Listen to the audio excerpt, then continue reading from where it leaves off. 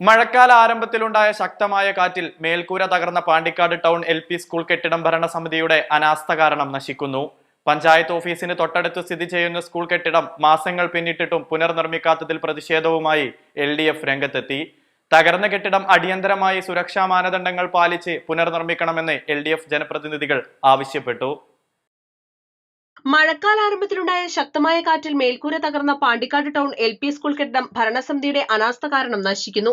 പഞ്ചായത്ത് ഓഫീസിന് തൊട്ടടുത്ത് സ്ഥിതി ചെയ്യുന്ന സ്കൂൾ കെട്ടിടം മാസങ്ങൾ പിന്നിട്ടിട്ടും പുനർനിർമ്മിക്കാത്തതിൽ വൻ പ്രതിഷേധവുമായി LDF രംഗത്തെത്തി.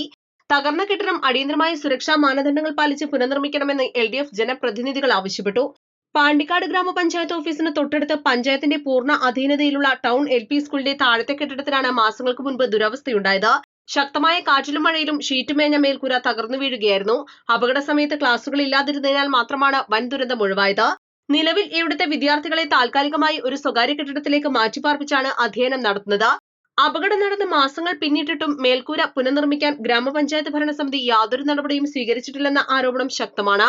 മഴയിൽ നിന്ന് കെട്ടിടത്തെ സംരക്ഷിക്കാനുള്ള താൽക്കാലിക സുരക്ഷാ സംവിധാനങ്ങൾ പോലും ഒരുക്കാത്തതിനാൽ മാസങ്ങളായി തുടരുന്ന മഴയേറ്റ് കെട്ടിടത്തിന്റെ ചുമരുകൾ പൂർണ്ണമായും നനഞ്ഞു കുതിർന്ന നിലയിലാണ്. ഈ ചുമരുകളിൽ ഇനി മേൽക്കൂര പുനഃസ്ഥാപിക്കുന്നത് സുരക്ഷിതമാണോ എന്ന് അടിയന്തരമായി സാങ്കേതിക പരിശോധന നടത്തേണ്ട അവസ്ഥയിലാണ് നിലവിൽ കെട്ടിടം.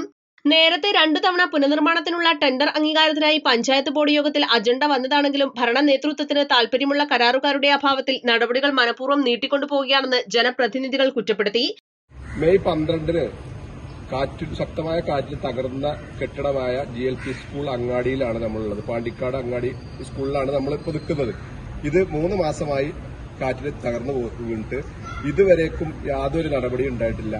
ഉടനെ തന്നെ പെട്ടെന്ന് തന്നെ ബോർഡ് കൂടുകയും അടിയന്തരമായി ഇത് ടെൻഡറിട്ട് ഇത് പണിയുമായി മുന്നോട്ട് പോകാൻ വേണ്ടി തീരുമാനിക്കുകയും അതിനുശേഷം ആ ടെൻഡർ എന്തോ കാരണത്താൽ ആരൊക്കെയോ താല്പര്യപ്രകാരം വീണ്ടും ടെൻഡറിലേക്ക് പോവുകയും ഇപ്പൊ 3ാമത് ടെൻഡറിലേക്കാണ് പോയിട്ടുള്ളത്. അപ്പോൾ തന്നെ ഈ സ്കൂൾ പറ്റ തകർന്നു വീണിട്ടുണ്ട്. ഇതുമായി മുന്നോട്ട് പ്രതിപക്ഷം എന്നുള്ള നിലയ്ക്ക് ഞങ്ങൾ ശക്തം. ഇതിന്റെ അവസ്ഥ എന്ന് പറഞ്ഞു കഴിഞ്ഞാൽ ഏകദേശം 3 മാസക്കാലത്തോളമായിട്ട് സ്കൂളിപ്പോൾ തകർന്ന് കിടക്കുന്ന ഒരു സാഹചര്യം നിങ്ങളെല്ലാവരും സോഷ്യൽ മീഡിയയിലും മറ്റുള്ള ഭാഗങ്ങളിലൊക്കെ നിങ്ങൾ കണ്ടിട്ടുണ്ടാവും. അതിനുശേഷം അടിയന്തരമായിട്ട് പഞ്ചായത്തിനകത്ത് ബോർഡ് മീറ്റിംഗ് കൂടി ആ ബോർഡ് മീറ്റിംഗിനകത്ത് നമ്മുടെ ഇതിന് ടെൻഡർ വെച്ച് ആ ടെൻഡർ ഒഴിവാക്കി രണ്ടാമത് വീണ്ടും ഒരു ടെൻഡർ വെച്ച് 3ാമത്തെ ഒരു ടെൻഡറിലേക്കാണ് ഇപ്പോൾ നീങ്ങിക്കൊണ്ടിരിക്കുന്നത്.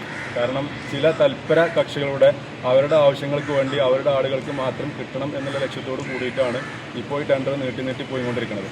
അപ്പോഴേക്കും സ്കൂളിൻ്റെ അവസ്ഥ ഏകദേശം പരിതാപകരമായിട്ടുള്ള അവസ്ഥയിലാണ് ഇപ്പോൾ നിലവിലുള്ളത്. അപ്പോൾ നിങ്ങൾക്ക് തന്നെ കാണാം, ഇതിനകത്തുള്ള ബിൽഡിങ്ങുകൾ മൊത്തം ജീർണിച്ചൊരവസ്ഥയിലാണ്.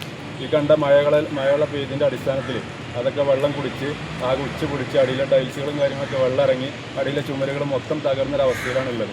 ഇതുമായിട്ടാണ് മുന്നോട്ട് പോകാൻ പഞ്ചായത്തിൻ്റെ തീരുമാനമെങ്കിൽ പ്രതിപക്ഷ മെമ്പർമാർ എന്നുള്ള നിലക്ക് ഇതിനെതിരെ ശക്തമായിട്ട് തന്നെ എതിർക്കും.